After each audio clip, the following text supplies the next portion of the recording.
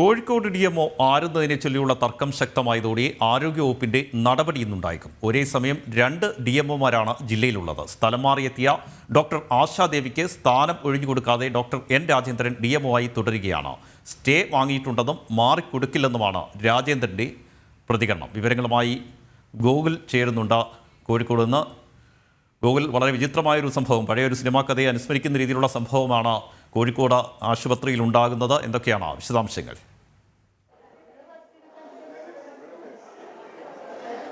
അതുതന്നെയാണ് ഒരു കൗതുകമായൊരു കാഴ്ചയാണ് ഇവിടെ നമുക്ക് DMO ഓഫീസ് കാണാൻ വേണ്ടി സാധിക്കുന്നത്. കഴിഞ്ഞ ദിവസവും 2 DMOമാരും ഇതുപോലെ തന്നെ ഇവിടെ വന്ന് മുഖാമുഖം നോക്കിയിരിക്കുന്ന ഒരു കാഴ്ച നമ്മൾ കണ്ടിരുന്നു. അതുപോലെ തന്നെയാണ് ഇപ്പോഴും അതുപോലെ 2 DMOമാരെ മുഖാമുഖം വന്ന് നോക്കിയിരിക്കുന്ന കാഴ്ച തന്നെയാണ് നമുക്ക് ഇപ്പോഴും ഇവിടെയും കാണാൻ വേണ്ടി സാധിക്കുന്നത്.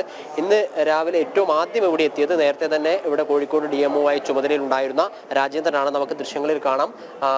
അതിന് ഇപ്പുറത്ത് വശത്തിരിക്കുന്നതാണ് ഡോക്ടർ ആശാദേവി. അവർ എറണാകുളം DMO ആയിരുന്നു. 9-ാം തീയതി വന്നിട്ടുള്ള ഹെൽത്ത് സർക്കാരിൻ്റെ ഒരു ഓർഡർ പ്രകാരം ഈ രാജേന്ദ്രനെ അഡീഷണൽ ഡയറക്ടർ ഓഫ് ആരോഗ്യ തിരുവനന്തപുരത്തേക്ക് ജില്ലാ മെഡിക്കൽ ഓഫീസർ ആയിരുന്ന കോഴിക്കോട് ജില്ലാ മെഡിക്കൽ ഓഫീസർ ആയിരുന്ന DMOയെ DHLലേക്ക് തിരുവനന്തപുരത്തേക്ക് ട്രാൻസ്ഫർ ചെയ്തിരുന്നു. 9-ാം തീയതിയായിരുന്നു അത്തരത്തിൽ ട്രാൻസ്ഫർ ഉണ്ടായിരുന്നത്.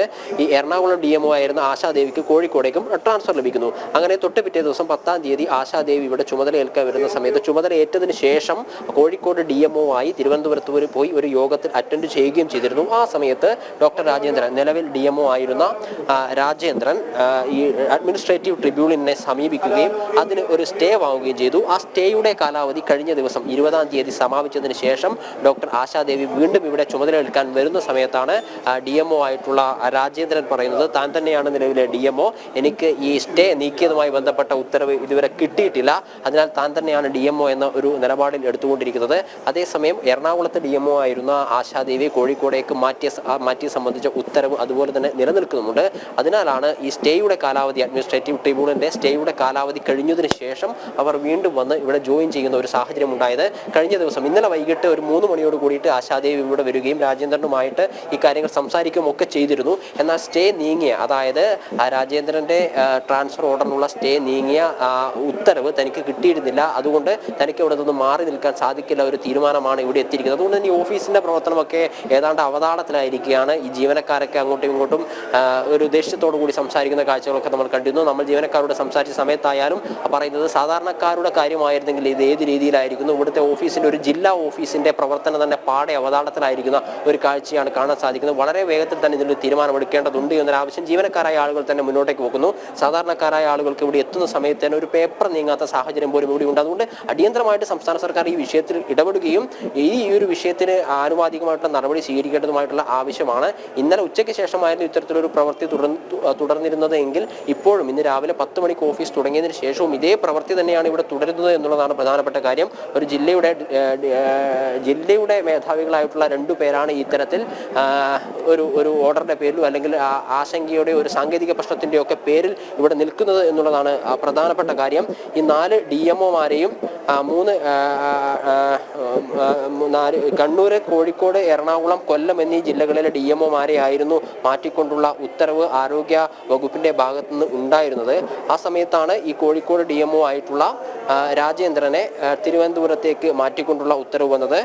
ആരോഗ്യ വകുപ്പിന്റെ ഡയറക്ടറേറ്റിലേക്കായിരുന്നു ഇദ്ദേഹത്തിന് ട്രാൻസ്ഫർ ഉണ്ടായിരുന്നത്. അതിനെതിരെ സ്റ്റേക്ക് ഇദ്ദേഹം പോയിരുന്നെങ്കിലും ആ സ്റ്റേയുടെ കാലാവധി കേവലം 10 ദിവസം മാത്രമായിരുന്നു. 10-ാം തീയതി ഇദ്ദേഹം സ്റ്റേക്ക് പോകുന്നു. 20-ാം തീയതി ആകുമ്പോഴത്തേക്ക് സ്റ്റേയുടെ കാലാവധി കഴിയുന്നു. ആ സ്റ്റേയുടെ കാലാവധി കഴിഞ്ഞതിന് ശേഷമാണ് ഡോക്ടർ ആശാദേവി, എറണാകുളം DMO ആയിട്ടുള്ള ഡോക്ടർ ആശാദേവി ഇവിടെ ചുമതലയേൽക്കാൻ വരുന്നത് എന്നുള്ളതാണ് പ്രധാനപ്പെട്ട കാര്യം. പക്ഷേ സ്റ്റേയുടെ ഉത്തരവ് നീങ്ങിയതുമായി ബന്ധപ്പെട്ടിട്ടുള്ള ഓർഡർ തന്റെ കയ്യിൽ കിട്ടിയില്ല എന്ന് പറഞ്ഞിട്ടാണ് ഇപ്പോൾ ഇവിടെ ഡോക്ടർ രാജേന്ദ്രൻ ഈ സ്ഥാനത്ത് തന്നെ തുടരുന്നത്. ഇവർ തമ്മിലുള്ള അഭിപ്രായ ഭിന്നത തുടരുകയാണ്. ഇത് പരിഹരിക്കണമെങ്കിൽ പുതുക്കിയ ഒരു ഓർഡർ വന്ന് ഇതിൽ ഒരു യഥാർത്ഥ തീരുമാനം അല്ലെങ്കിൽ ആവശ്യമായിട്ടുള്ള നടപടി കൈക്കൊള്ളാൻ സർക്കാർ തന്നെ തീരുമാനം എടുക്കേണ്ടതുണ്ട്. അങ്ങനെ സംഭവിച്ചാൽ മാത്രമേ ഇവിടെയുള്ള ഒരു സാങ്കേതിക പ്രശ്നത്തിന് പരിഹാരമാവുകയുള്ളൂ എന്നുള്ളതാണ് പ്രധാനപ്പെട്ട കാര്യം. രാജ്യം